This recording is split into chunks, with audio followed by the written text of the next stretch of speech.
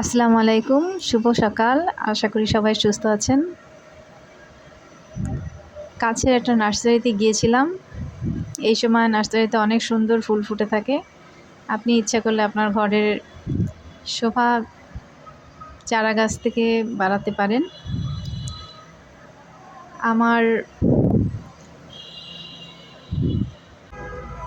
আমি ব্যক্তিগতভাবে টিচিং করি। এটা প্রাইভেট স্কুল এবং বাচ্চাদের নিয়ে আমার কাজ।